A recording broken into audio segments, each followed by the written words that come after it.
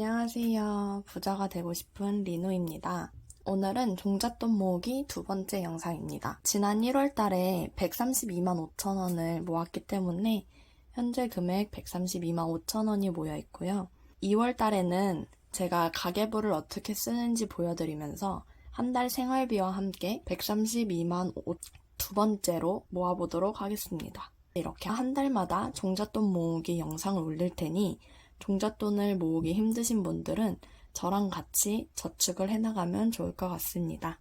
그러면 제가 한 달 가계부를 어떻게 쓰고 제 한 달 생활비는 얼마나 나왔는지 확인해 보도록 하겠습니다. 저는 한 달 생활비와 자산 관리를 하기 위해서 구글 스프레드시트를 활용을 하는데요.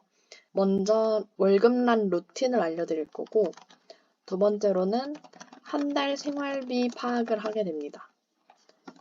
세 번째로는 제 자산 관리를 하는 방법을 알려드릴 텐데요.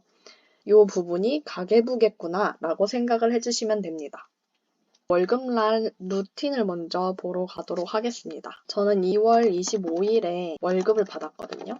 그러면 월급 통장에는 250만 원이 찍히게 되겠죠. 여러분들도 다 아시다시피 제가 11조를 하고 있기 때문에 11조를 현금으로 빼고요. 다음으로는 저축을 넣어 볼 건데요. 청년희망적금은 자동이체를 안 해놨기 때문에 월급 받으면 월급날 바로 이체를 합니다. 그래서 청년희망적금 통장이 있어요. 여기에 50만 원을 바로 쏘고요. 그럼 내일채움공제가 있습니다. 내일채움공제 같은 경우에는 제가 생활비 통장에 그냥 넣어두거든요. 왜냐면 26일에 빠져나가요. 그래서 제가 생활비를 쓰기 전에 이 내일채움공제 금액이 나가기 때문에 이 번거로움을 좀 줄이기 위해서 생활비 통장에 그냥 그대로 넣어두고요. 12만 5천 원입니다. 다음으로는 주택 청약을 넣습니다. 이거 역시 청약 통장이 따로 있겠죠? 또 10만 원을 넣어줍니다. 자동 이체를 했을 경우에 우대금리를 주는 상품들이 있어요. 그럴 때는 자동 이체를 하시는 걸 권장해드리고 그냥 일일이 월급날에 계좌 이체를 하는 것도 월급을 파악하는 데 좋은 방법이라고 생각을 합니다. 다음으로는 일반적으로 하는 저축이 있잖아요. 얘는 저축 통장에다 넣어놓는데 이거는 CMA 통장입니다. 70만 원. 청약까지 합하면 자산을 이루기 위한 돈이 42만 5천 원이 됩니다. 다음으로는 제 지출을 적어보도록 할게요. 제일 먼저 데이트 비용입니다. 데이트 통장에 바로 이체를 하고요. 20만 원을 이체합니다. 생활비 중에서도 신용카드 비용을 결제하는 통장이 있잖아요. 원래는 신용카드 결제 통장으로 가야 되는데 이게 또 돈을 이쪽에선 신용카드 쓰고 이쪽에선 체크카드 쓰고 이러면 실적이 조금 차이가 날 수 있기 때문에 저는 하나의 은행에서 다 하고 있어요. 그래서 신용카드 결제 통장이 생활비 통장이랑 똑같은데 계산을 잘 하기 위해서 기타 통장으로 넣습니다. 기타 통장에 보관을 한 다음에 결제 날짜에 맞춰서 다시 이체를 하는 번거로움을 감수하고 있어요. 15만 원이고요. 체크카드야 생활비 통장에 넣어두고 있고요. 20만 원입니다. 그러면 7만 5천 원이 남잖아요. 이 7만 5천 원을 저는 비상금으로 사용합니다. 비상금 통장에 7만 5천 원을 넣어서 최종적으로는 0원이 나오게끔 하는데요. 통장에는 처음에 월급이 들어왔다가 나머지 금액을 다 이체하고 나서 총 32만 5천 원이 남게 됩니다. 이 32만 5천 원 중에 12만 5천 원은 내일채움공제로 바로 빠져나갈 돈이에요. 결국에는 20만 원만 남게 됩니다. 만약에 2월금이 있었으면 끝자리가 남았을 거 아니에요. 25만 4,232원 뭐 이런 식으로. 그럼 저는 이 54,232원을 다 비상금 통장으로 같이 넣습니다.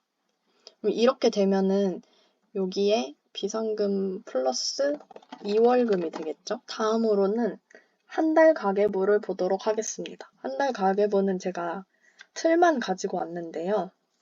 먼저 날짜를 적어주고요. 사용 내역, 카테고리를 정해줍니다. 사용 금액이 얼마인지를 보여주고 누적 사용 금액이 얼마인지를 보여줍니다. 그래서 총 사용액이 얼마인지 같이 계산을 해볼 거고요. 저는 1월 25일에서 2월 24일에 해당하는 생활비 내역을 작성할 예정입니다. 먼저 1월 25일에 점심을 먹었습니다. 카테고리는 식비, 사용 금액은 9,000원, 그래서 누적 사용액이 9,000원. 그리고 이날 추웠나 봐요. 핫팩을 샀네요. 핫팩은 자파로 들어갑니다. 1,150원, 그래서 누적 사용액은 위에 거 더하기 옆에 거. 1월 26일에 마라탕을 먹었고요. 8,000원. 도넛도 먹었고요. 간식.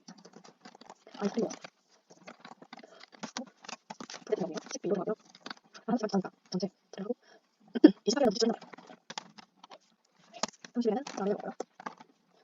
30일에는 장소에 동안 쓰니까. 그냥 나와 있으면 돼요.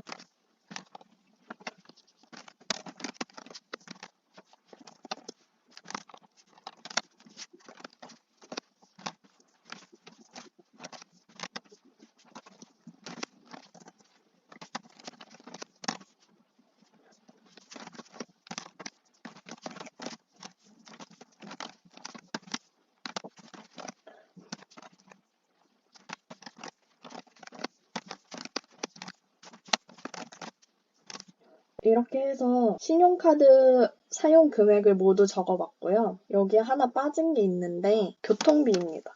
제가 24일까지의 교통비를 원래는 다 계산하지 않아요. 교통비 그냥 한 달 단위로 나오는 거를 치는데 오늘은 유튜브를 위해서 교통비까지 계산을 해봤고요. 이번 달에는 10만 원보다 조금 더 많이 나왔네요. 그리고 이 파란색 부분에는 이제 체크카드 사용 내역을 적도록 하겠습니다.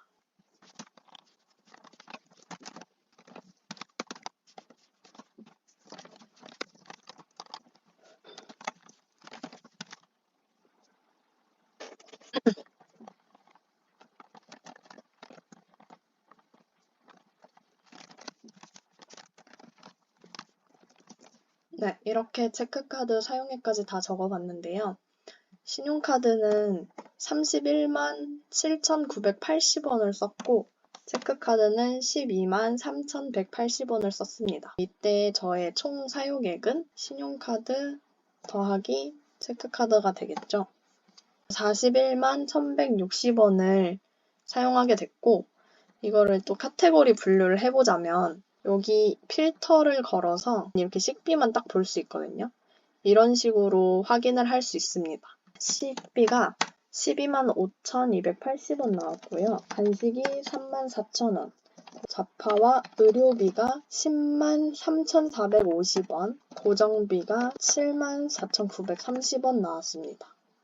이거를 한눈에 쉽게 보려면 여기에 원형 차트를 넣어주시면 되는데요. 저는 식비가 37%로 제일 많고 자파 의료비가 30%로 그 다음 많구나를 볼 수 있습니다. 고정비가 22.2%, 간식비는 10%, 이런 식으로 확인을 한 다음에 한 달 가계부를 보고 내 소비에서 어느 부분을 좀 줄여야겠구나 이런 생각을 하게 돼요. 저는 이번 달 같은 경우에는 자파 의료비가 생각보다 많이 나와서 다음 달에는 좀 줄여보자 라는 생각을 하게 될 것 같고 그래도 좀 위안이 되는 거는 제가 요 앞에 월급날 부분에서 생활비를 이렇게 두 개 합쳐서 55만 원 쓰기로 했었는데 한 달 가계부를 써보니 44만 1,160원을 썼단 말이죠. 나름대로 한 10만 원 정도를 아껴서 썼어요. 이 남은 10만 원은 3월 달에 2월금으로 보내서 비상금 통장에 돈이 또 많아지겠죠. 이렇게 한 달 생활비를 확인을 하고 마지막으로 손익계산서와 대차대조표를 작성합니다. 손익계산서는 제일 먼저 수입을 씁니다. 1번으로 2월금이 있고요. 2월금은 1월 31일까지 쓰고 남은 돈입니다. 저는 이번에 4,000원 정도 남았고요. 두 번째로는 월급을 씁니다. 1월 25일에 받은 월급입니다. 250만 4,890원을 받았습니다. 월급 이외에 수당을 받는 게 있다면 같이 적으면 됩니다. 그리고 투잡을 하는 경우 투잡에 대한 수익도 여기에 적으면 좋습니다. 저는 일괄성 있게 매달 사용할 수 있는 손익계산서를 보여드리기 위해서 수당이나 투잡 그리고 다른 수입들은 다 영원 처리하도록 하겠습니다. 배당금의 경우 주식 종목을 적어주고 배당 금액을 적어줍니다. 주식을 매도한 경우 주식 종목을 적어주고 투자금을 여기에 적고 최종 매도금을 적어줍니다. 실제 수익은 최종 매도금에서 투자금을 뺀 금액인데 어차피 이 부분은 자산에 있던 주식이 현금화 되었기 때문에 수입으로 넣은 거고 이 수입으로 넣은 돈은 다시 저축으로 들어갈 거기 때문에 여기에 적어도 상관이 없습니다. 2월 달에는 특별히 세금 환급 부분이 있는데요. 이 세금 환급은 월급 명세서에 나오는 세금 환급액을 적어주시면 됩니다. 총 수입 256만 8,912원에서 이 돈들을 월급날 월급 분배를 하게 됩니다. 목돈으로는 청년 희망 적금 있고요. 내일 채용 공제가 있고 청약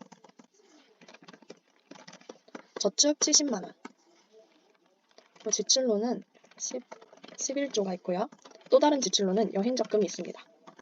데이트 비용이 있겠네요. 생활비로 신용카드 생활비는 35만원, 체크카드 생활비는 20만원. 그리고 비상금은 이 위에 돈들을 다 계좌이체하고 남은 금액을 비상금으로 넣습니다. 제 총 수입에서 요 위에 금액들을 다 빼주면 0원이 됩니다. 이렇게 0원이 될 때까지 이 금액들을 잘 배분을 해줬다면 이것들을 한눈에 보기 위해서 차트를 만들 수가 있습니다. 목돈을 55% 정도 모으고 있구나 라고 확인을 할 수 있게 됩니다. 이렇게 수입을 다 적고 이 수입에 대해서 어떻게 세부적으로 사용하는지 적었다면 다음으로는 자산을 적어줍니다. 자산의 제일 첫 번째는 현금으로 가지고 있는 자산들인데요. 그리고 저축은 제가 저번에 올린 종잣돈 모으기 1회 영상에서 보면 70만원 저축을 했었거든요. 그래서 70만원씩 2월달 것까지는 2회죠. 마지막으로 비상금을 줬습니다. 비상금은 아까도 보았듯이 남은 잔돈들을 비상금으로 넣거든요. 그래서 1월달, 2월달 합쳐서 20만원 정도라고 해보겠습니다. 다음으로는 주식을 가지고 계신 분들이라면 주식을 자산에 넣어주시면 됩니다. 주식 종목을 여기에 써주시고요. 주식 개수, 그리고 내가 이 주식을 산 투자 원금, 그리고 여기 2월 28일이라고 적혀 있잖아요. 날짜를 기준으로 얼마의 수익을 보고 있는지를 적어주시면 됩니다.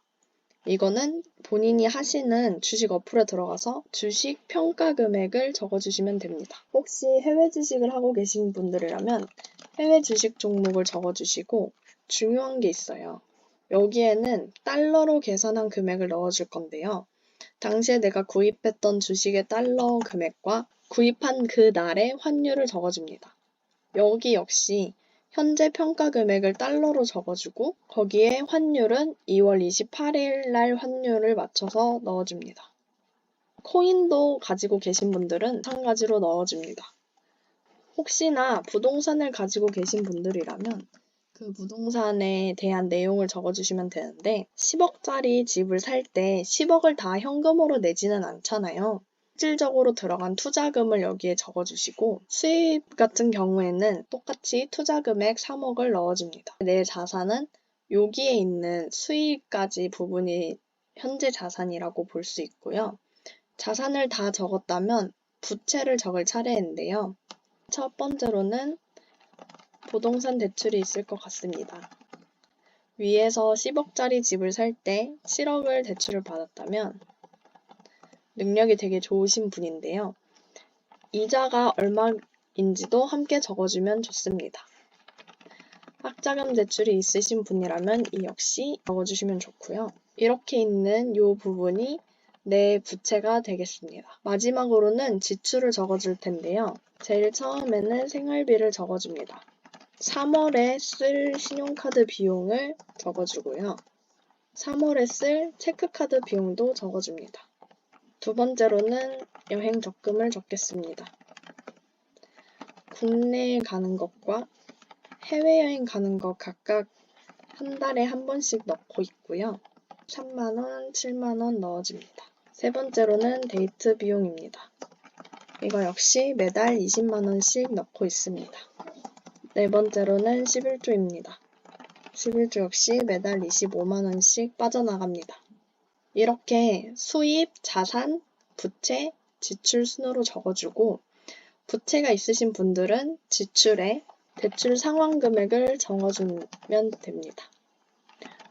원금과 이자를 모두 상환한지를 적어주시면 되고요. 이런 식으로 적어서 내 총 수입보다 지출이 얼마나 더 나가는지 확인하실 수 있습니다.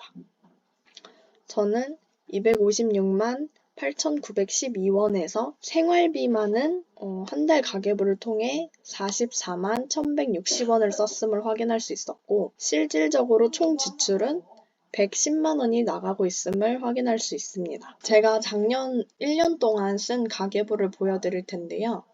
12월, 11월, 10월 이런 식으로 작성을 해왔고 총 결산 페이지를 만들어서 내 자산이 얼마나 올라가고 있는지를 확인할 수 있었습니다.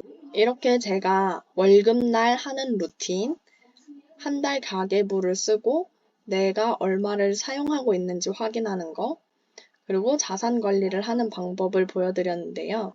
이 방법들이 참고가 되었으면 좋겠고요. 마무리하면서 김경필 머니 트레이너 분이 하신 말씀이 있었어요. 우리의 월급은 지금의 나를 위해서가 아니라 미래의 나를 위해서까지도 사용해야 된다고 하셨는데 실질적으로 계산을 해보니까 20살부터 100살까지 월급을 받는다고 생각하면 960번의 월급을 받아야 돼요. 근데 저희는 100살까지 일을 하지 않고 보통은 60세, 65세까지만 일을 하잖아요. 그래서 많이 받아봐야 월급을 400번 받더라고요. 그래서 그 400번 동안 받는 월급을 가지고 960개월을 살아야 되기 때문에 이 월급을 잘 관리해야겠다는 생각이 또 한 번 들었습니다. 여러분들도 한 달 가계부를 쓰면서 월급 관리를 잘 하셨으면 좋겠고 우리 모두 부자 되어요.